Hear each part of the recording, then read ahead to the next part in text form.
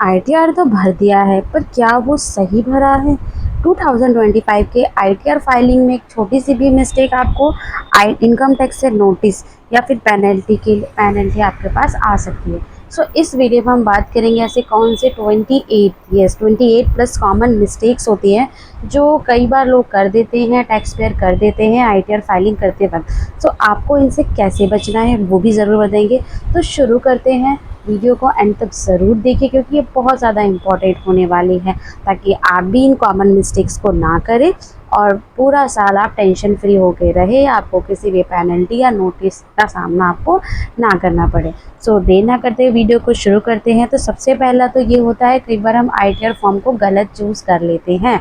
जैसे कि इस साल अभी तक आईटीआर फाइलिंग शुरू नहीं हुई है क्योंकि फॉर्म्स में काफ़ी ज़्यादा बदलाव हुए हैं। कई सारी चीज़ें जो आईटीआर 1 और 4 में अभी तक नहीं आती थी वो अब आ चुकी हैं। तो इस चीज़ को आपको प्रॉपर देखना है, आपके इनकम सोर्स, क्योंकि एवरी ईयर हम अपनी इनकम को बढ़ाने के लिए नई नई चीज़ें ट्राई करते हैं, जिससे कि हमारे आईटीआर फॉर्म्स में कई बार चेंजेस हमें करने पड़ जाते हैं। तो जैसा पिछले साल किया है, ज़रूरी नहीं है कि आपका सेम ही आईटीआर फॉर्म जाए। तो इस साल भी आपको जो है ज़रूर एक बार चेक करना है कि आप सही आईटीआर फॉर्म को सिलेक्ट कर रहे हैं या फिर नहीं कर रहे हैं। तो फर्स्ट तो ये है कि आपको अपना आईटीआर फॉर्म को चूज़ करते वक्त बहुत ज़्यादा ध्यान रखने की ज़रूरत है। उसके बाद है, आप अपना रेसिडेंशियल स्टेटस गलत कैलकुलेट नहीं करना है। ये किन के केस में होता है? जो या तो फॉरेन में रहते हैं या इंडिया फॉरेन में, कई बार इंडिया और फॉरेन कंट्रीज़ में बार बार ट्रैवल करते रहते हैं बिज़नेस पर्पसेस की वजह से। तो उस केसेस में क्या होता है, कैसे डिसाइड होता है? जितना भी डेज़ आप इंडिया में स्पेंड करते हैं एक फाइनेंशियल ईयर के अकॉर्डिंग, उसके अकॉर्डिंग आपका रेसिडेंशियल स्टेटस डिसाइड होता है। तो इस चीज़ का भी आपको ध्यान रखना है, आपको अपने प्रॉपर डेज कैलकुलेट करने हैं, तो ताकि आपको जो है रेसिडेंशियल स्टेटस से कोई भी प्रॉब्लम ना आए। नेक्स्ट आते हैं, आपको अपनी पर्सनल डिटेल्स एवरी ईयर अपने आईटीआर आईडी पे, जो आपके इनकम टैक्स पे लॉगिन क्रेडेंशियल होते हैं, वहाँ पे जो आपकी प्रोफाइल होती है उस पर आपको क्या करना है, आपका कॉन्टैक्ट डिटेल्स अपडेटेड होना चाहिए, ईमेल एड्रेस भी अपडेटेड होना चाहिए, मोबाइल नंबर भी अपडेटेड होना चाहिए, और किस एड्रेस पे आप रहते हैं। कई बार हम अपना रेसिडेंशियल एड्रेस भी चेंज करते हैं, स्टेट चेंज करते हैं, तो वो सारी चीज़ें आपको अपडेट करके रखनी है। अगर आप नहीं करेंगे तो कई बार सीरियस इश्यूज़ हो सकते हैं। सपोज दैट आपने अपना एड्रेस अपडेट नहीं किया है और डिपार्टमेंट आपसे कोई नोटिफिकेशन, आपके घर पे उन्होंने लेटर भेजा है, पर क्योंकि आप अपना एड्रेस चेंज कर चुके हैं तो आपको उसकी अपडेट नहीं मिल पाएगी। ईमेल और मोबाइल नंबर भी आपको एक्टिव रखना है। इनकेस अगर आप चेंज कर चुके हैं तो उसको आपको अपने प्रोफाइल में जाके अपडेट कर देना है।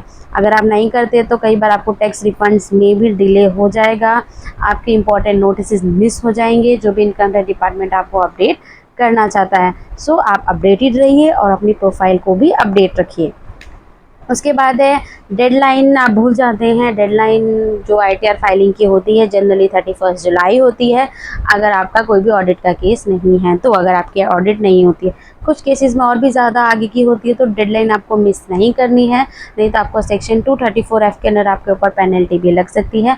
प्लस जितना भी आपका टैक्स ड्यू है उस पर आपका इंटरेस्ट भी लगता है। और प्लस अगर आप डेडलाइन से पहले अपना आईटीआर फाइल नहीं करते हैं, या यानी कि आप अपना डेडलाइन मिस कर देते हैं, तो आपको इस फाइनेंशियल ईयर में जो भी लॉस हुआ है वो आप नेक्स्ट ईयर्स में कैरी फॉरवर्ड नहीं कर सकते हैं। सो अगर आपको लॉस हुआ है या आपको आगे कैरी फॉरवर्ड करना है इन चीज़ों को, तो आप प्रॉपर टाइम पे जो है अपना आईटीआर ज़रूर फाइल करें और किसी भी प्रोफेशनल को इस चीज़ के लिए हायर करें, उनको सारी चीज़ें आप उनको डिटेल में दीजिए।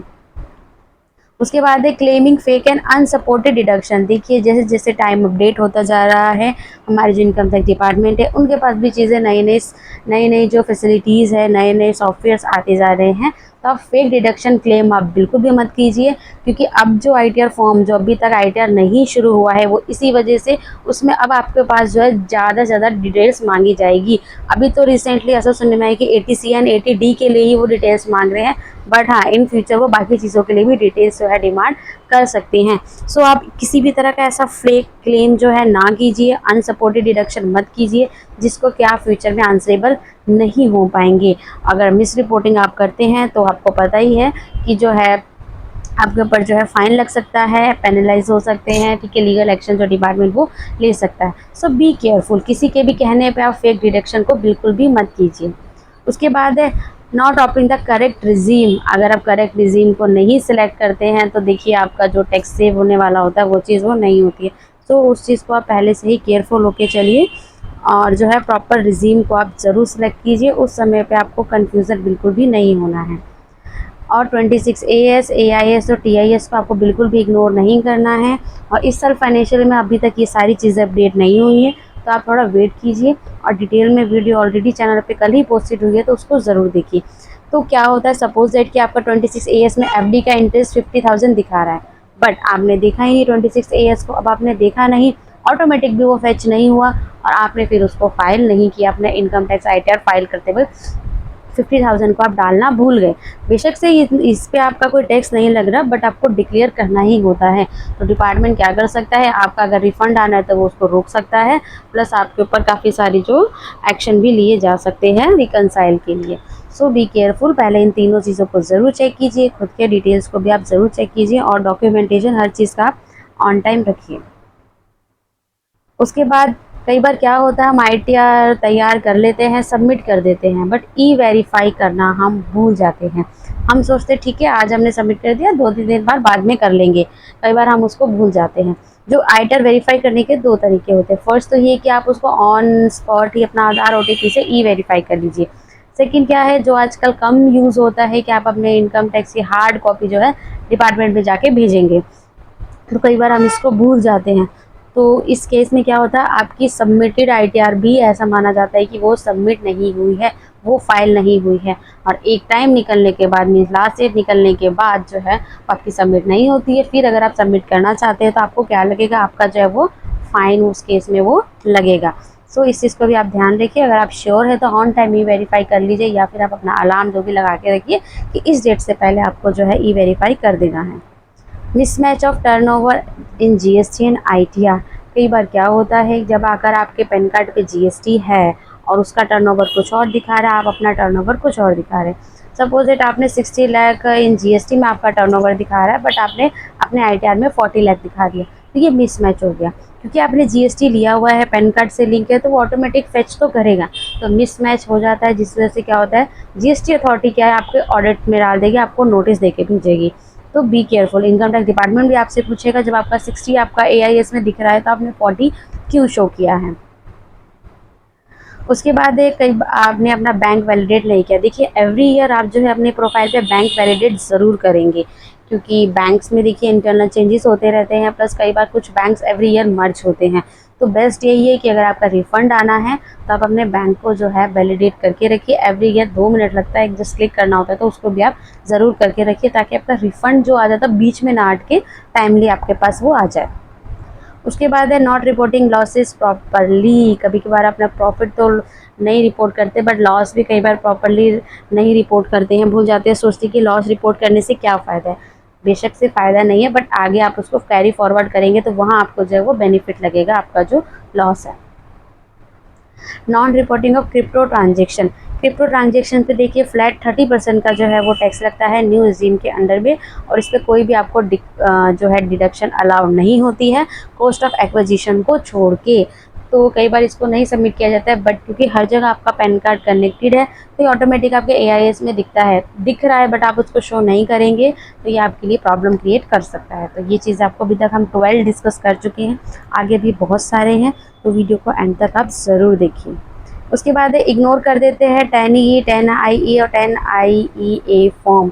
ये किस लिए होते हैं, आपने लास्ट ईयर रिजीम जो सिलेक्ट की थी, इस साल आप रिजीम को चेंज करना चाहते हैं ताकि आपको रिलीफ मिल सके, आप क्लेम कर सके, तो उसके लिए आपको ये फॉर्म जो है अलग से भरने होते हैं।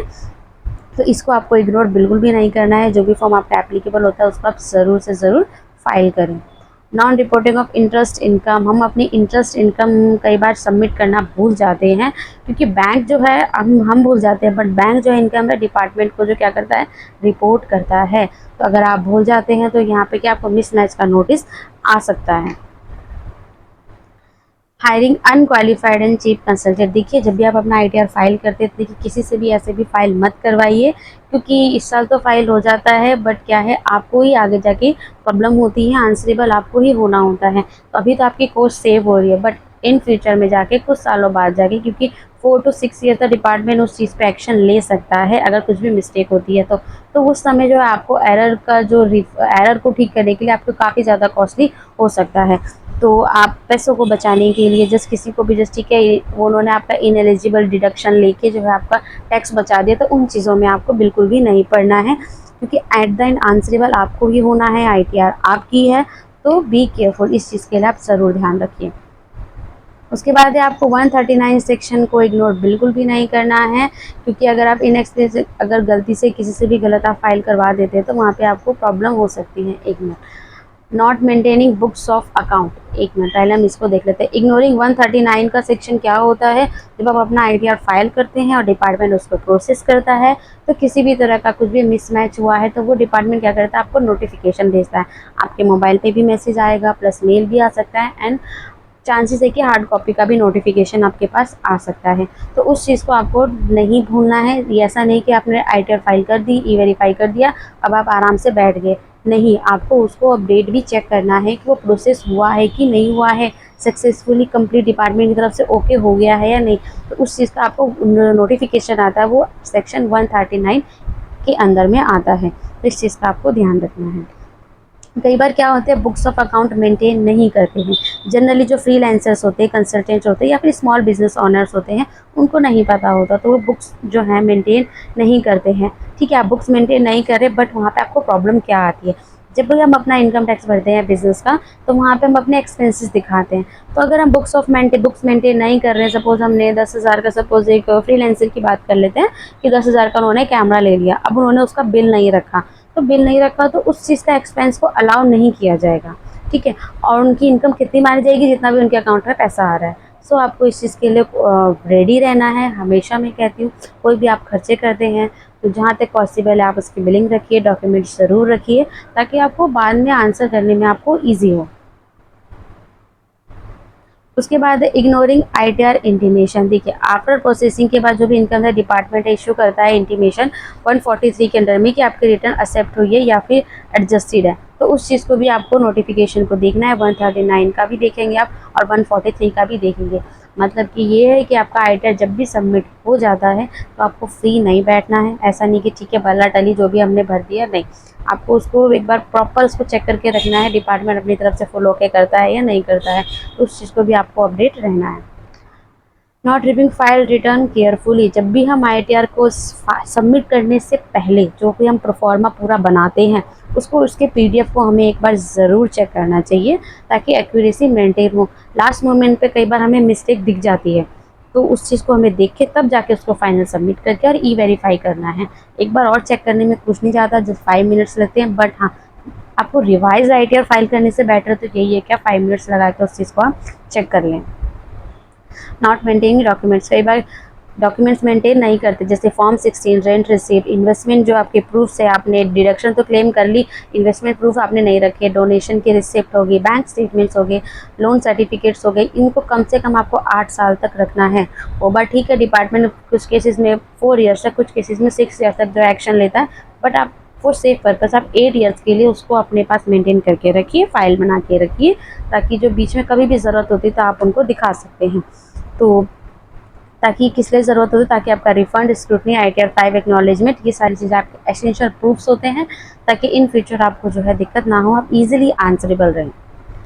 और कई बार क्या होता है, हम एडवांस टैक्स नहीं पे करते हैं। देखिए, अगर आपको पता है या लास्ट ईयर्स में भी आपका जो टैक्स बना है 10,000 से ऊपर चला गया, तो आपको क्या होता है, होल ईयर 4 बार मौके मिलते हैं आपको एडवांस टैक्स फाइल करना होता है। अगर आप नहीं करते हैं तो देखिए ये आपका ड्यूज़ अमाउंट में जाता है और आपको इस पर इंटरेस्ट पे करना होता है। तो 4 इंस्टॉलमेंट में आप अपना जो है टैक्स पे करिए, एक्स्ट्रा होता है तो वो आपको रिफंड आपको वो मिल जाता है। या फिर अगर आपको ऑलरेडी टीडीएस डिडक्ट हो रहा है तो फिर आपको एडवांस टैक्स भरने की ज़रूरत नहीं होती। टीडीएस भी वही चीज़ होती है, क्योंकि जब भी आपका टैक्स का अमाउंट होता है वो टीडीएस में से एडजस्ट हो जाता है।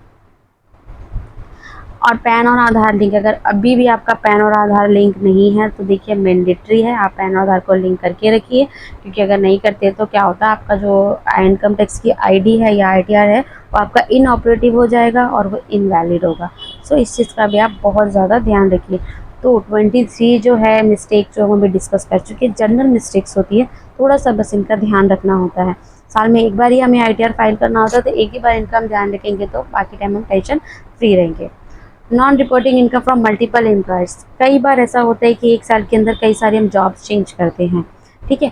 तो जॉब्स हम चेंज करते हैं, तो जब भी सपोज 2 महीने कोई जॉब की, तो वहाँ का अमाउंट क्या है, आपके टीडीएस उसमें डिडक्ट हुआ नहीं, तो कई बार वो शो नहीं करता है। ठीक है, आपके ईएसटीएस में शो नहीं करेगा, तो ये आपकी रिस्पॉन्सिबिलिटीज़ है कि आप वहाँ पे अपनी इनकम को शो करें, चाहे वहाँ पे एआई इसमें दिख रही है या नहीं दिख रही है, बट आपको उसको शो करना है। Not checking all bank accounts, देखिए जितने भी हमारे बैंक अकाउंट्स होते हैं, पहली बात तो बहुत सारे रखिए ही मत। हाँ, अगर आप हैंडल कर सकते हैं तो बिल्कुल रखिए। और दूसरी चीज़ जो भी है, सारे बैंक अकाउंट्स को आपको चेक करना है एक्टिव है या नहीं, क्योंकि मिनिमम बैलेंस सब में एप्लीकेबल है। तो जो भी रिफंड होता है, ताकि वो आपका करेक्ट बैंक अकाउंट में आए, तो डिटेल्स आपको अपडेट करके रखनी है। नॉन रिपोर्टिंग एग्जाम्प्ट इनकम, देखिए हम कई बार सोचते हैं कि इतनी इनकम तो एग्जाम्प्ट है। जैसे कि अभी हम बात करें तो अगर आप बिलो 60 है तो आपका 40,000 का जो इंटरेस्ट मिलता है आपको बैंक से, बैंक के जो एफडी वगैरह पे आप लगाते हैं, तो वो उस पर टैक्स नहीं लगना, तो हम क्यों दिखाएं? ऐसा नहीं होता है, बेशक से वो आपकी एग्जेम्प्टेड है, बट आपको उसको डिक्लेयर करना होता है कि ये मेरी इनकम है। उस पर टैक्स नहीं लगेगा, बट हाँ आपको उसको डिक्लेयर ज़रूर करना है। जैसे कि इंटरेस्ट फ्रॉम पीपीए पे आपका लाइफ इंश्योरेंस का अमाउंट होता है, वो भी टैक्स फ्री होता है। कई केसेस में एग्रीकल्चर इनकम भी टैक्स फ्री होती है 5 लाख तक, और ये नहीं टैक्सेबल होते, बट क्या है, इनको डिक्लेयर आपको करना है ट्रांसपेरेंसी, ताकि डिपार्टमेंट को पता रहे ना आपके पास इतना पैसा है।